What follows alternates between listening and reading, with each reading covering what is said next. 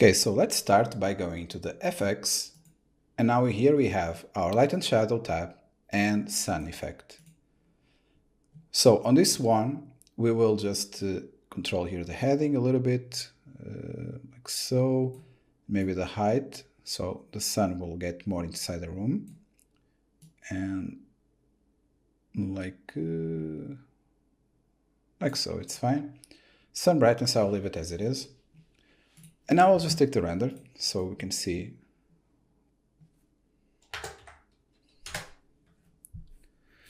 Okay, now let's add another effect, the shadow effect.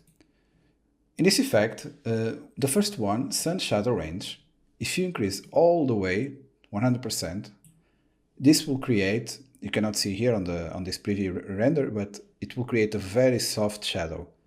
Let's just render one time so you can see. Okay, so you see it's very, very soft. Usually what I like to do, I like to keep this, again, depending on the scene, but for interiors, at about here. Let's see the difference. See, looks much better now. Now, coloring. This is the amount, if I increase here, you can see the amount of color from the sky. So to be more blue or less blue, but again, usually I like to keep this one about here as well. Interior, exterior, by the way, it's related to coloring. So if I leave coloring here and then I increase interior, exterior all the way to the maximum, you see how it's tinting everything blue. So this is exaggerated a lot. So let's keep this 0.3, 0.2, okay, and this one, just remove it. Brightness is how bright is the shadow. So if we increase all the way, we see that our shadows, actually let me take a render of this so we can see clearly what we are doing.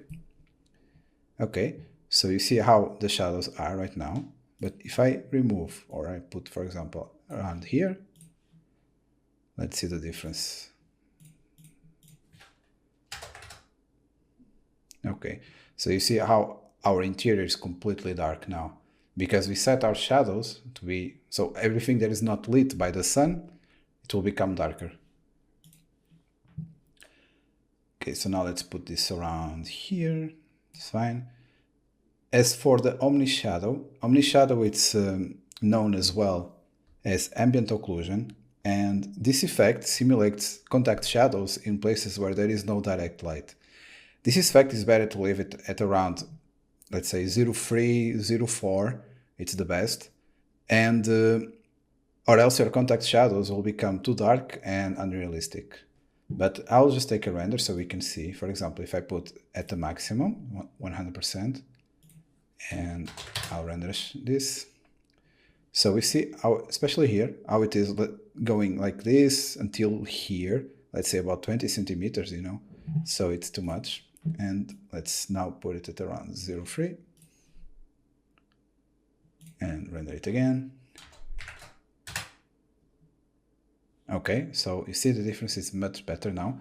Actually, I'm going to open this one. You see the difference between one and another. So now let's go back and shadow correction. Okay, about shadow correction, this shadow correction, if you look at the corners of this room, you see that we have some light leakage here. And if we increase, it will be even more noticeable, see? And decrease it. So to fix this, you can always go and try to get the best results from this slider. But to fix this type of problems, what I suggest to do is this. So this is my model that I have here.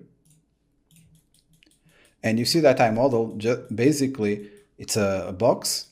We have the walls, and we don't have nothing else. It's just planes here on the corners, and that's it. So to fix this, for the interiors, what you must do is something like this. Okay? So basically, you have really thick walls, and all the walls have to go a little bit outside of the other wall. Okay, so this way you will not have any light leakage. So I will do like this. I will export this. I will replace. Okay. Okay, now I will go to my render, to my scene, I mean, and I will import again. Okay, now I have this one, the new one. And let's go again to the render. Okay, see? Now we don't have any more of these problems. We have, of course, we have here because of the window, but if we remove this, it disappears. So, but you see here, the big noticeable problem we had, it's gone. Okay, about soft shadows and fine detail shadows, I always turn them on. This will give a more pleasant result. Now let's go to add another effect, reflection. So, reflection effect. This, especially with interior scenes, it's best matched with the reflection control. So, you can find this reflection control in the light section here, okay? And then open it, go to utilities. Now you have here reflection control. And actually, before doing this, let me just show you. When I change here the material and I increase, let's say like this, okay? You see that it's reflecting all the sky from the exterior. So now let's go back here and let's add the reflection control. So you see how now it's correctly displaying the reflections. Now we don't have any more of this blue sky inside. Okay. Now let's go back to our render window. And for the preview quality, I always leave it in low, at least when I'm still working in the scene, or else it will become too heavy for any computer to handle and you won't be able to work efficiently. So to have an idea, I have right now here about 41 frames per second, and I don't have even any reflection set up right yet. So if I put this too high, by the way, I always activate the speed ray reflections as well. But if I put this too high, you see it dropped to 13 FPS. And again, I didn't put in even any reflection planes. So it's better to just leave this at low. So now here what we can do, and when you click edit, we can start defining which planes we need the reflections. So let's say I want this one and this one here. And about this one, if you see this reflection threshold, so what does it mean? If you increase this all the way up, okay, it means that for each reflection plane, it will catch more of the geometry, okay, on that plane. So I think at about 20 to 20 centimeters more. So it means that you don't have to add so much planes. For example, let's go here. See? So with this, you see that I have my window, I have the frames, and I also have this wall. So instead of adding 1, 2, 3 planes, with just one, I can have everything here on this side. Okay, so I'm going to leave it like this. And now let's go to the next effect. We'll add this skylight too. And on this skylight, this effect brings some of the sky illumination into our scene. So the settings here will always depend from scene to scene, time and day, and the mood that you want to create as well. So let me show you a comparison between these values. So if you leave this, for example, let's put 100%. For interior scenes, I usually leave this at about 2, and I'll just take a new render. So let's say here 12. Okay. So now even if we compare this latest render with before, so you see that we already have some here, some coming from some blue. See, here there's nothing, and here you have some tints of blue, okay? Now, if I were to increase this all the way up, and I take another render, you will see that it will become much more blue.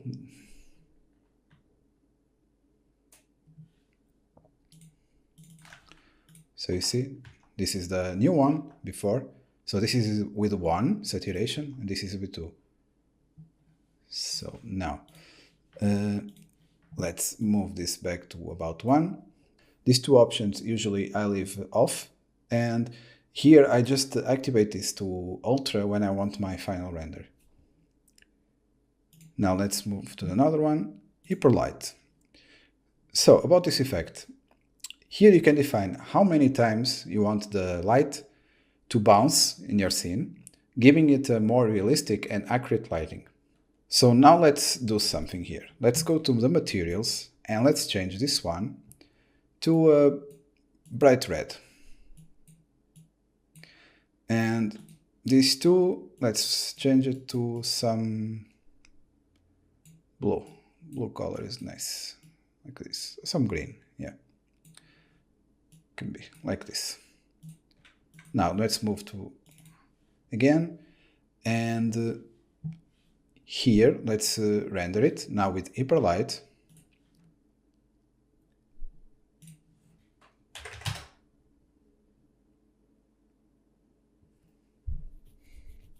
Oh, actually, just one thing that I forgot.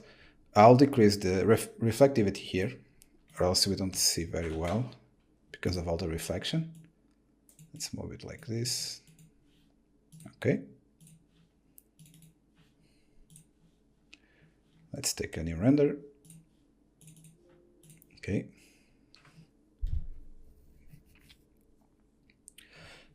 So you can see already how here we have a lot of this light bouncing. So the light is hitting this surface and this green is reflecting over here.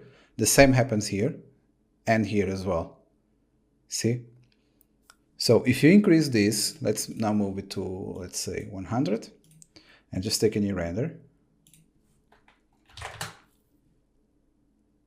So basically the light will bounce more in our scene, making it more lit, but as well, it can make a more like washed out effect, okay? Not with so much contrast. So you have to be careful when using this as well. Always use it because it gives these effects that you if you start looking in real life, you'll see this a lot. And but don't overdo it. So what I like to do, depending on the scene, if I have like large windows like this, about 25, the default values is fine. Okay, now let's move on to another effect, this sun study. So this can be useful if you need to make a very accurate representation of where your building will be. And if you also need to show how the light will be displayed at a certain time of day in that location. Because, you know, the sun in, let's say, Los Angeles, at the same time is completely different as in Sydney, for example. Actually, you can see a comparison of this. Let's say we are here in about LA, and let's put 1, 2, 3 at 3. The sun is like this, but if I move it just, okay, it can be even here, let's say more or less here.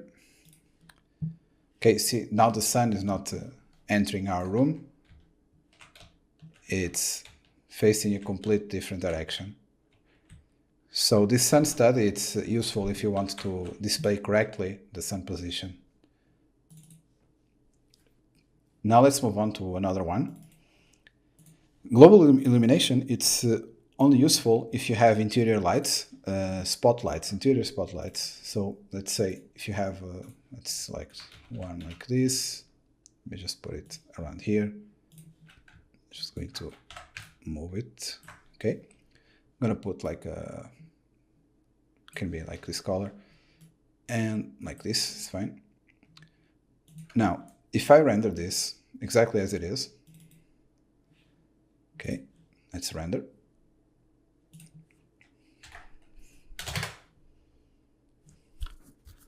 So you see that basically we just have the light here, right? It's not bouncing anywhere, the light.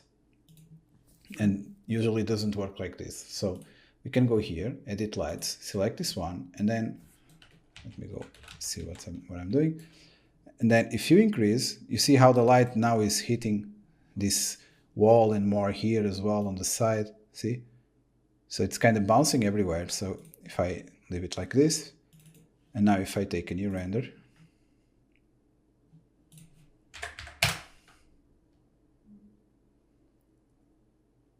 so now you can tell how the light is bouncing into our walls in our scene, giving it a more realistic look as well. I can now show you a comparison between the two images. So this one, see, there's nothing here. It lights like the light completely, it's like we have a wall here blocking our light. And now here the light is bouncing, okay? It's painting everywhere our scene. Okay, so I'm just going to remove for now. We don't need this light anymore for this example. Let's go back to our render scene and delete this. And let's use now the volumetric sunlight. Volumetric sunlight, it's an effect that you usually observe when you have like a lot of dust particles in the air and the sun is facing them. So this effect I usually use when I want to enhance more of where the sunlight is coming from. So for example, if I put like this, it's too much, but I usually just leave it about here, and the range, you see, it's just very, very little. I even hold the shift to see what I'm doing, and something like this, just to give some slight tint to our scene coming from the window. And let's render.